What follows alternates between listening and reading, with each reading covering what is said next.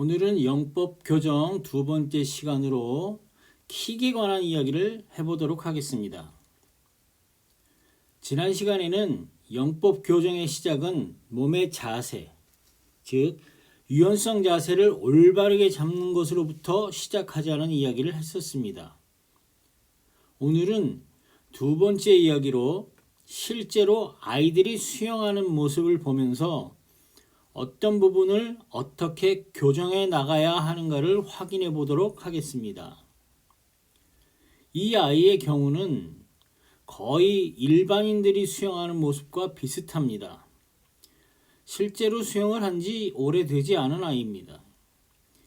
이 아이를 관찰해 보면 수영하면서 기본적인 유선형 자세가 많이 흔들리는 것을 확인할 수 있습니다. 그러면 자세 교정을 어디에서 시작해야 할까요? 자세 교정의 두 번째는 킥을 올바르게 차도록 하는 것입니다.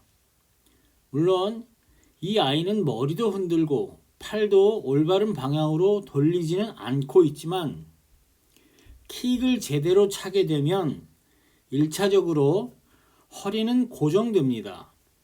그 이유는 킥을 올바르게 차게 되면 허리의 힘을 이용하게 되기 때문에 기본적으로 머리 밑으로는 고정이 됩니다. 그렇게 되면 머리를 흔들거나 팔을 잘못 돌리더라도 허리는 거의 고정이 됩니다. 물론 머리와 풀의 영향을 받기는 합니다. 그러나 킥을 제대로 차기 시작하고 허리가 고정되면 다른 동작의 교정에 집중할 수 있게 되는 것입니다. 두 번째 아이의 경우는 킥도 제대로 차고 머리도 고정되어 있으며 풀도 하이 엘보우 리커버리를 사용하고 있습니다. 유선형 자세도 잘 잡혀 있는 편입니다. 하지만 머리의 위치는 조금 수정해서 약간 숙이도록 하는 것이 좀 더 유선형에 가깝게 수영할 수 있도록 하는 방법입니다. 그리고 키가 작기 때문에 팔을 조금은 더 크게 돌리는 것이 파워 있게 수영할 수 있도록 해줄 것입니다. 물론 종목이나 거리에 따라 팔 돌리는 크기는 조절이 필요합니다. 이 아이는 물 밖에서 보는 모습은 괜찮은 편이니 물속 동작을 확인해 보도록 합시다. 이 아이의 물속 팔 돌리는 동작은 하이 엘보우가 너무 늦게 이루어지기 때문에 물을 밀기 시작하는 시점이 뒤에서 이루어지고 결국은 그로 인해 물을 뒤로 미는 거리가 짧아지기 때문에 한 스트로크당 진행 거리가 짧아지게 됩니다. 또한 정면에서 물속 모습을 확인해 본다면 또 다른 문제를 확인할 수도 있을 것입니다. 또한 이 영상에 한 가지 더 확인할 수 있는 것은 킥을 차는 방법은 맞지만 발목의 유연성이 부족해서 킥의 효율성이 떨어지는 것도 확인할 수 있습니다. 따라서 발목의 유연성을 향상시키는 훈련을 또한 해야만 할 것입니다. 한 가지 케이스만 더 확인해 보도록 하겠습니다. 여자 선수의 경우입니다. 이 선수도 지속적으로 킥을 차고 있기 때문에 허리가 흔들리지 않아 기본적인 몸의 자세는 괜찮다고 볼 수 있습니다.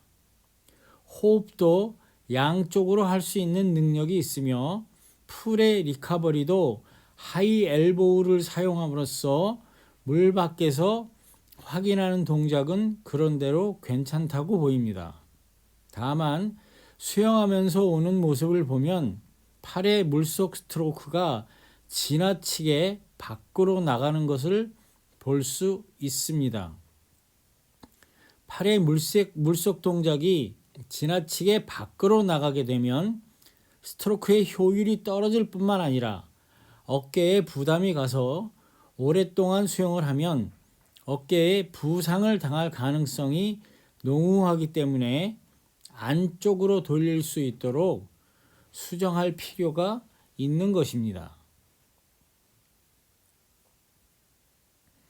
이 선수의 물속 동작을 확인해 보면 아까 보았던 남자아이보다는 훨씬 앞쪽에서 하이엘보우를 만드는 것을 볼 수 있습니다.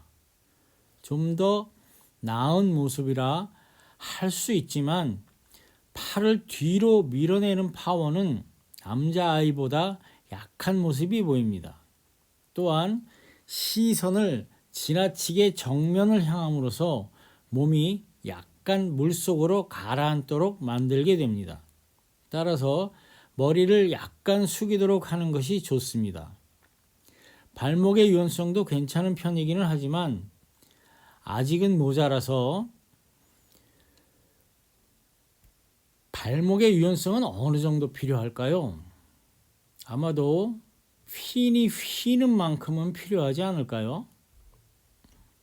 오늘은 수영 교정을 할 때 몸의 자세, 유선형을 제일 먼저 확인하고 그 다음으로는 킥을 확인한 것이 좋다는 말씀을 드렸습니다. 물론 근본적으로 보자면 킥을 차야만 하는 이유도 몸의 자세인 유선형을 만들기 위해서입니다. 감사합니다. 오늘은 여기까지입니다.